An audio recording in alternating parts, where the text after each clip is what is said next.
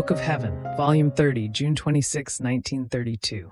Sublimeness and Power of Sacrifice. How God, when he wants to give a great good, asks for the sacrifice of the creature. Example of Noah and of Abraham. I was doing my round in the divine will, to trace everything it has done, so as to make its acts my own and be able to say, I was and I am with you, and I do what you do. So, what is mine is yours, and what the saints have done by virtue of you is also mine, because you are the fount that spreads everywhere and produces all goods. And while I was going around, I reached that point of the history of the world when God asked of Noah the sacrifice of building the ark. And I offered that sacrifice as if it were my own, to ask for the kingdom of the divine will upon earth. But while I was doing this, blessed Jesus, making me pause at that point of history, told me, My daughter, all the good of the history of the world is founded upon the sacrifice that is wanted of creatures by my supreme will, and the greater the sacrifice that we ask of her, the more good we enclose in it. And we ask for these great sacrifices when, because of their sins, they deserve that the world be destroyed, making the new life of creatures come out from within the sacrifice in place of the destruction. Now, you must know that at that point of the history of the world, creatures deserve to exist no more. All should have perished. Noah, by accepting our mandate and by exposing himself to the great sacrifice, and for so many years of building the ark, bought back the world and all the future generations. As he went on sacrificing himself for so prolixious a time, of hardships, of toils, of sweat, so did he pull out the coins, not of gold or silver, but of his whole being in act of following our will.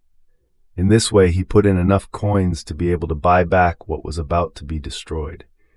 So if the world still exists, they owe it to Noah who, with his sacrifices, and by doing our will the way we wanted him to do it, saved man and everything that was to serve man. A prolixious sacrifice, wanted by God, says great things. Universal good, sweet chain that binds God and men. We ourselves don't feel like escaping from the maze of this chain so long that the creature forms for us by a prolixious sacrifice. On the contrary, it is so sweet and dear to us that we let ourselves be bound by her, as she herself best pleases. Now, by his prolixious sacrifice, Noah bought back the continuation of the human generations. After another length of time of the history of the world, Abraham came, and our will commanded him to sacrifice his own son. This was a hard sacrifice for a poor father. It can be said that God put the man to the test and demanded a proof that was inhuman and almost impossible to execute.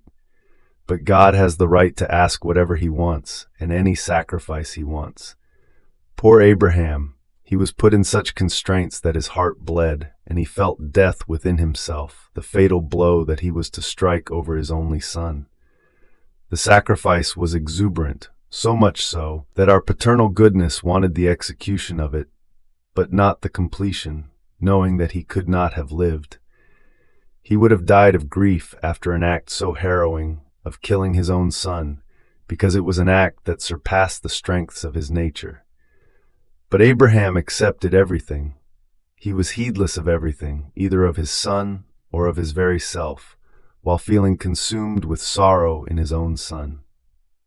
If our will, just as it commanded it, had not prevented the fatal act, even though he would have died together with his beloved son, he would still have accomplished the sacrifice wanted by us.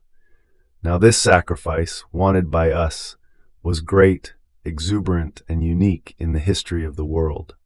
Well then, this very sacrifice elevated him so high that he was constituted by us head and father of the human generations. And by the sacrifice of sacrificing his son, he poured out coins of blood and of intense sorrow to buy back the future Messiah for the Jewish people and for all. In fact, after the sacrifice of Abraham, we made ourselves heard often in the midst of creatures, which we would not do before. The sacrifice had the virtue of drawing us closer to them, and we formed the prophets, up to the time when the longed-for Messiah came. Now, after another most extensive length of time, wanting to give the kingdom of our will, we wanted the sacrifice on which to set it, such that while the earth is flooded by sins and deserves to be destroyed, the sacrifice of the creature buys it back for us. And with her sacrifice, and in her sacrifice, she calls back the divine will to reign, and makes the new life of my will be reborn in the world in the midst of creatures. Here then, I asked for the prolixious sacrifice of your life, sacrificed in a bed. And this was nothing, because other souls have remained in a bed of pain. But it was the new cross, which I have not asked of and given to anyone, that was to form your daily martyrdom. And you know what it is, since many times you have lamented to me about it. Daughter, when I want to give a great good, a new good to creatures, I give new crosses, and I want a new and unique sacrifice, a cross for which the human can give itself no reason. But there is my divine reason, which man is obliged to not investigate, but to lower his forehead and adore it. And besides, this was about the kingdom of my will, and my love had to invent and want new crosses and sacrifices never before received, to be able to find pretexts, the prop, the strength, sufficient coins, and an extremely long chain to let itself be bound by the creature. And the sure sign, when we want to give a great and universal good in the world, is to ask of a creature a great sacrifice, and prolixity in it. These are the assurances and certainties of the good that we want to give. And when we find one who accepts, we make him a portent of grace, and in his sacrifice we form the life of that good that we want to give. So, my will wants to form its kingdom in the sacrifice of the creatures, surround itself with it in order to be secure, and by her sacrifice undo the human will and erect its own.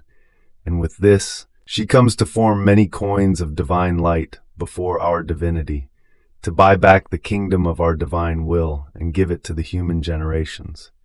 Therefore, do not be surprised at your long sacrifice, or by that which we have disposed and do in you. It was necessary to our will. Nor should you be concerned because you do not see and hear in others the effects of your sacrifice. It is necessary that with your sacrifice you make the deed of purchase with our divinity.